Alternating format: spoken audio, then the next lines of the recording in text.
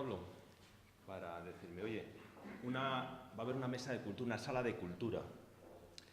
Y sobre todo lo que nos preocupa es la permeabilidad entre cultura y educación. Francamente, me preocupé. Es decir, cultura y educación y no hay permeabilidad entre las dos cosas. Francamente, me puse a pensar. Es decir, estaba nervioso, no sabía qué hacer. Entonces, empecé con... Bueno, Pablo me dio un título a la ponencia que era algo así como recursos educativos, culturales y tecnología o algo similar.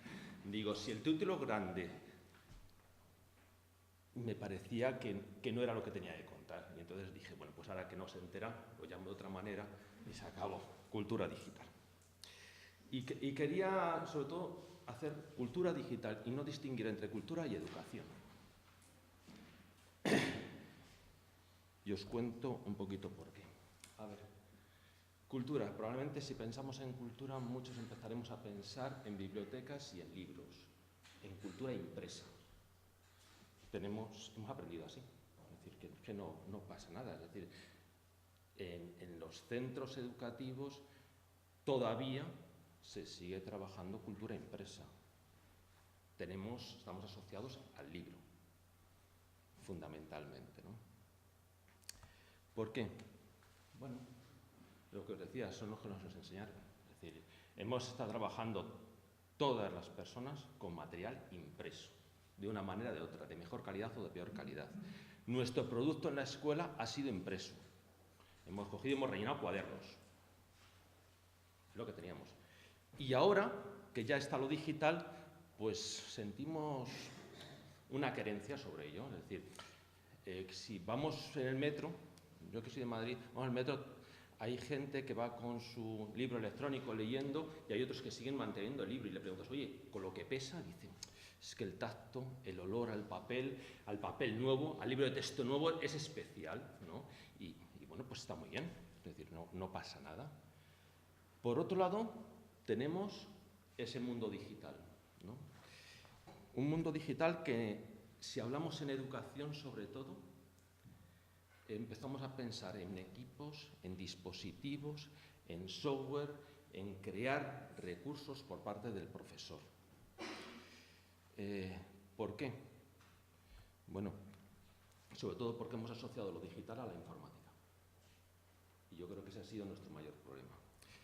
Cuando hemos cogido y hemos hablado de un analfabeto digital, ahora mismo estamos pensando en una persona que no sabe utilizar ciertos dispositivos tecnológicos. Confundimos la alfabetización digital con la alfabetización informática. Confundimos el trabajar en lo digital con el conocer en profundidad la informática. Sería un poco como el utilizar el coche y tener que ser mecánico primero para poder utilizar el coche.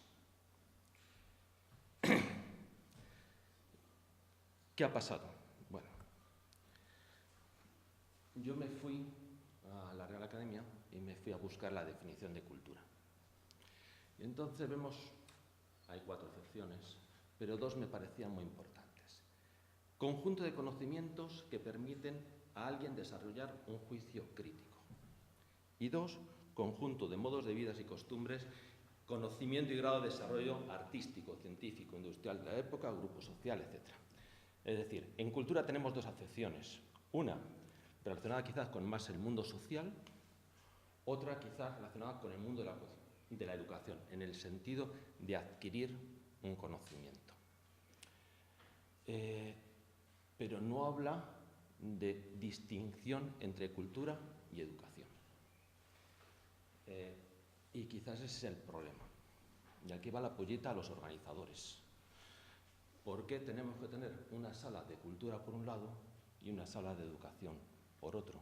Cuando si estamos hablando de la permeabilidad entre cultura y educación, hacemos un evento en que tenemos eso en la cabeza y separamos en 2 salas distintas, cultura y educación. Cuando realmente yo creo que en los centros educativos, me refiero, estamos trabajando con conocimientos, con contenidos y La sociedad, aquí estábamos hablando hace poco de cultura del vino, es decir, también está trabajando cultura. ¿Qué es lo que pienso yo que ha pasado? La escuela, hasta cierto punto, y la cultura, educación y cultura, y estoy hablando de los dos campos, se han quedado un poquito aislados del mundo. Hemos tenido una sociedad que es cultura también, por eso insisto, que se ha ido digitalizando. Sin embargo, nos hemos quedado en la parte educativo-cultural de la parte impresa, por distinguir de alguna manera, nos hemos empezado a quedar aislados. ¿Por qué? O por qué creo yo, mejor dicho. A ver, hemos visto esta mañana cómo Biblioteca Nacional estaba digitalizando, poniendo a disposición del público en general, permitiendo el acceso a sus fondos. Hemos conocido las experiencias del Museo Galiano. En este momento, permíteme, en los últimos años, estamos digitalizando los fondos culturales que tenemos, que son muy ricos. Pero es que la educación necesitaba, en muchos casos, que estuvieran digitalizados mucho antes. Ya han empezado el mismo profesorado a crear recursos digitales, pues con los medios que ha podido en ese sentido. ¿De acuerdo? Y esa es una empresa difícil. Y los que son profesores, no sé cuántos habrán por aquí, saben que es muy difícil. Esa parte que se ha quedado ahí, un poquito en esa esfera, ha ido mucho más despacio de lo que está por fuera de la educación. Y yo creo que esos dos mundos se tienen que unir en algún momento. Es decir, por eso quería cultura digital. Yo creo que después de lo que he oído esta mañana aquí, cada vez estamos más cerca. Pero yo me resisto a diferenciar esa parte de cultura y educación. Hay otro problema, quizá, de concepción de cultura. Y ahí sí podría distinguir un poquito de educación. Es decir, muchas veces en cultura, ese sentido de cultura que hemos estado viendo esta mañana, muestra contenidos terminados. Quizás en educación tenemos que enseñar el proceso y tenemos que hacer más hincapié en el proceso que en el producto final. Claro, si pensamos en cultura empresa, pensamos en que nuestros alumnos hagan cosas y terminen creando un libro, por decir algo, es tremendamente costoso. Con la llegada del mundo digital, esa dificultad desaparece. ¿Qué nos permite la cultura digital que he llamado yo? Por un lado, nos va a permitir, va a favorecer el acceso a la información, el acceso a la cultura. Lo hemos visto, que grandes tenedores de cultura en ese sentido, como la biblioteca, como son museos, exactamente grandes instituciones, el CITA con la estupenda biblioteca que tenéis allí, estén digitalizando fondos y de una manera que permita el acceso a cualquier usuario, es muy importante. Estamos digitalizando, estamos permitiendo en esa nueva cultura digital el acceso a la información. Pero además esa cultura digital desde los centros nos permite fácilmente crear. En la otra sala hemos estado viendo cómo chavales crean vídeos, recitan, escriben, están creando. Eso también es importante, porque si os acordáis, estábamos hablando que no solamente era adquirir conocimiento, sino crear un juicio crítico, lo decía antes. Y para crear un juicio crítico se necesita hacer cosas, no vale solamente con adquirir, hay que adquirir y enviar, push-pull. También las nuevas tecnologías, esa cultura digital nos va a facilitar la colaboración, la conexión, la comunicación entre personas. Yo creo que eso es importante. Es decir, nos quejábamos de que a lo mejor no llegamos, lo hemos oído ya en varias ocasiones esta mañana. ¿Pero por qué no llegamos? Porque ponemos un portal a disposición del que venga. y ya. A lo mejor hay que ir a buscar a la gente. ¿Cómo nos enteramos en cualquier sitio que un restaurante es bueno? Uno porque vamos y otro porque nos lo cuentan. ¿Cómo buscamos un hotel? Probablemente si buscamos un hotel en una página web nos fiamos de los comentarios de las personas. Y nos dicen, oye, ese hotel está muy bien, es barato, tiene una calidad-precio fenomenal. Esa interacción es la que quizás nos falte en la parte cultural, la parte educativa. Tenemos que empezar a trabajar las conexiones entre personas. No solamente es contenido, sino también trabajar una comunidad alrededor para difundir el conocimiento, no solamente por nuestra acción, sino por a las personas que llegamos terminen difundiendo todo eso. Yo creo que si hacemos todo eso, todo en ese ámbito que os estoy diciendo de cultura digital, vamos a conseguir acercar todos estos mundos y va a ser fundamental. Bueno, y si yo represento al INTEF, tendré que contar qué estamos haciendo en ese ámbito, ¿no? Esta parte, la parte más institucional. Partiendo de esa reflexión, de esas ideas, nos hemos puesto a trabajar en ello. Y como somos siempre muy originales, pues le damos plan de cultura digital en la escuela. Ya está. No vamos a romper más cosas. Hemos preparado un plan en el que lo hemos dividido en 7 grupos de trabajo. 2 internos propios del INTEF y 5 externos al INTEF. Llamo externos porque son de relaciones fundamentalmente con comunidades autónomas. Tened en cuenta que la educación tiene las competencias de las comunidades autónomas, el Ministerio solamente tiene competencia en centros en el exterior y en Ceuta y Melilla, con lo cual la relación entre Ministerio y comunidades tiene que ser muy buena para poder acordar y trabajar en estos grupos. Con lo cual, por un lado, empezamos a trabajar en unos entornos de colaboración con las comunidades, totalmente digital. Adiós al papel, por fin, perdón. Y mostrar lo que hacemos dentro del INTEF, llevarlo a la red. Que todo el mundo sepa lo que estamos haciendo y lo que estamos pensando. También es bueno que se conozca desde la institución lo que se está haciendo fuera. Y luego, los trabajos internos con las comunidades. Si estamos hablando de cultura digital y conocemos los centros, tenemos que trabajar mucho en el tema de conectividad, facilitar la conexión, evitar esos problemas. Tenemos que trabajar, y eso une mucho con lo que está contando Javier antes sobre el CITA, es tener a disposición del profesorado contenidos. Es lo que hemos llamado el espacio procomún de contenidos en abierto. No nos bastaba con tener ese espacio ahí con contenidos. Luego voy a profundizar un poquito de ellos, cuento todos los puntos. También nos interesa cómo interoperar con ellos, qué estándares estábamos utilizando, cómo hacer evolucionar eso, porque al fin y al cabo lo que queremos, como todos, nuestro trabajo, que se vea y que alguien lo utilice y aprender de los problemas que hemos tenido antes. Pero claro, nosotros no nos podíamos quedar tampoco ahí.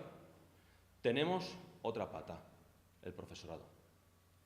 Es decir, si pensamos que tenemos que hacer las cosas o redirigir toda nuestra estrategia hasta otro sitio, también tenemos que formar al profesorado en esa nueva estrategia. Y es el grupo de trabajo de competencia digital docente.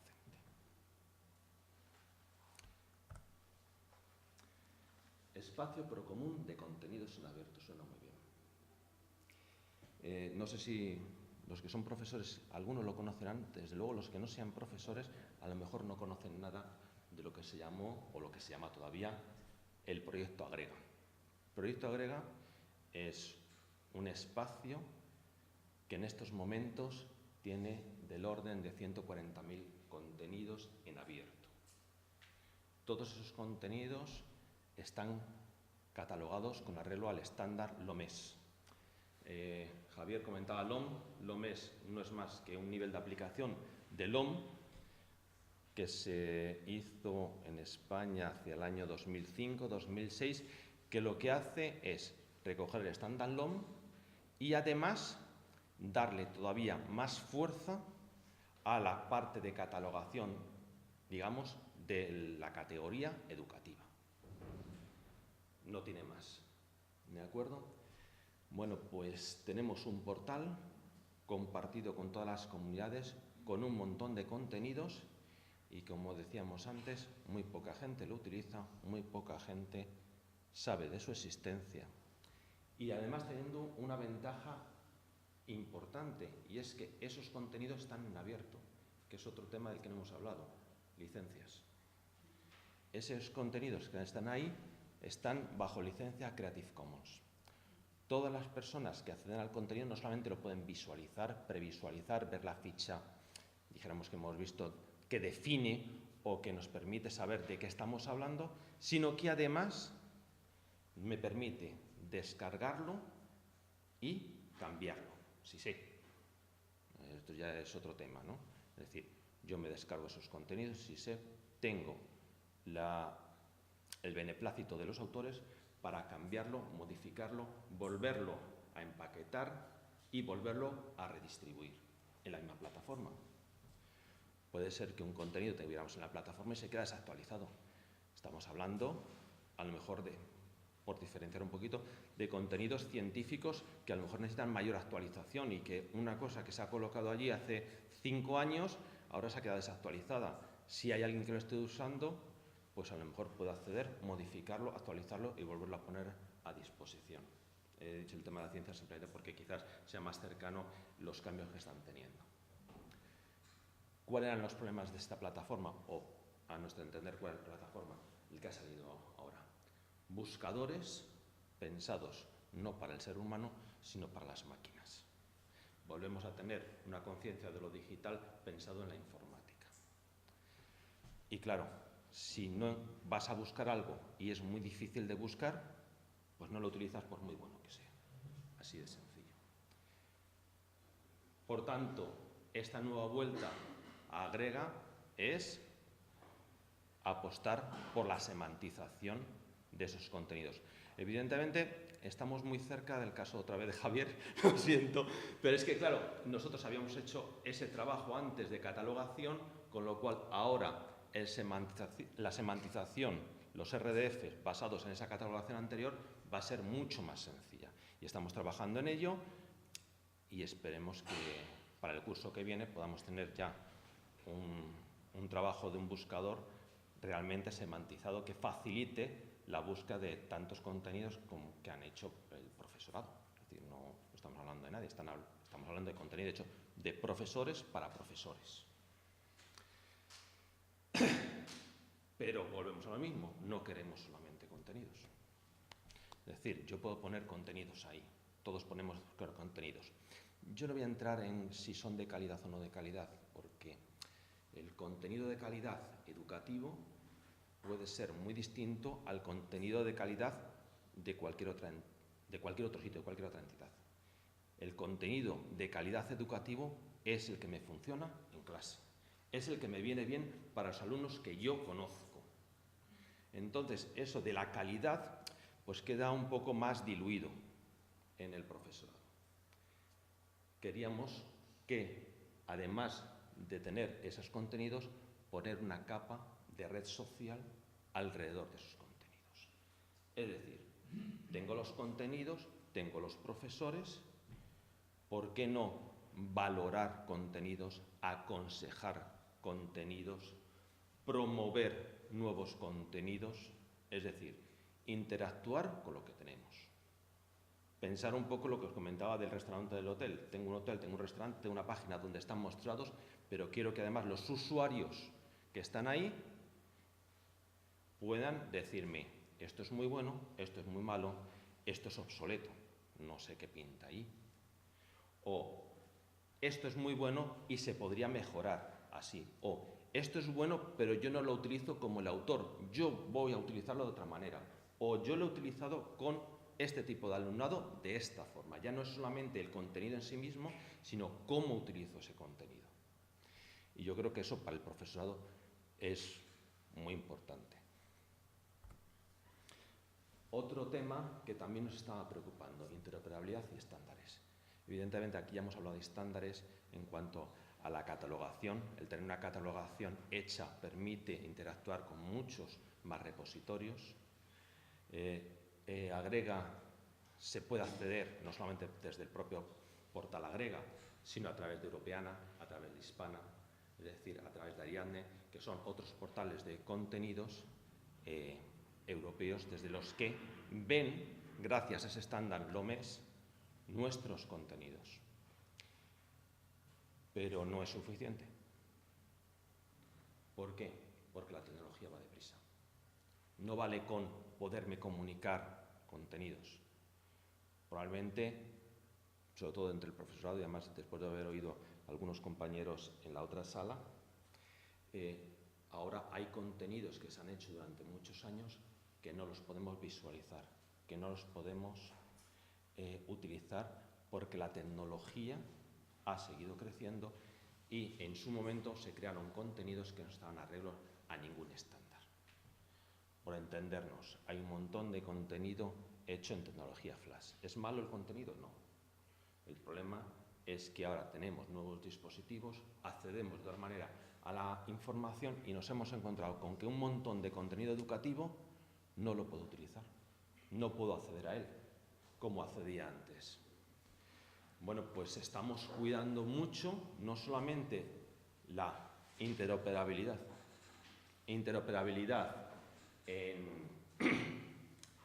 en cuanto al contenido terminado, sino la interoperabilidad siguiendo un estándar para que todos esos contenidos sean accesibles de la mejor forma y desde cualquier dispositivo, desde cualquier sistema operativo, desde cualquier navegador, siguiendo estándares actuales y espero que futuros.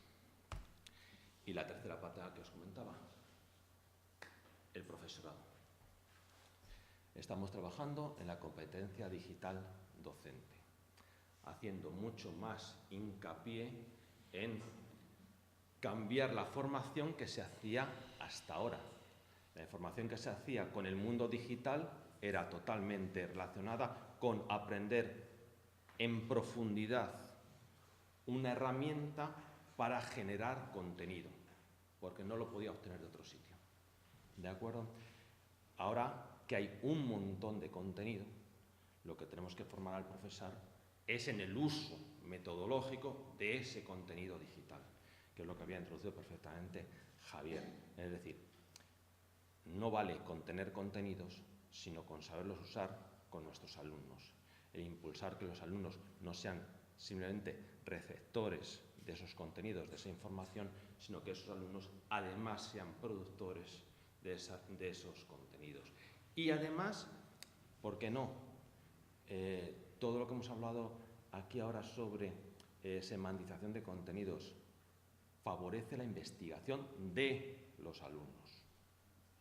Cuando yo estoy trabajando un contenido en clases y además que lo estoy utilizando, me van saliendo pequeñas burbujas de contenidos relacionados con otros sitios más actuales, periódicos, anteriores, artículos de más peso, libros que ya están digitalizados, evidentemente me permite acercarme mucho más a la investigación, a que el alumno genere proyectos, a que el alumno pueda hacer cosas por sí mismo.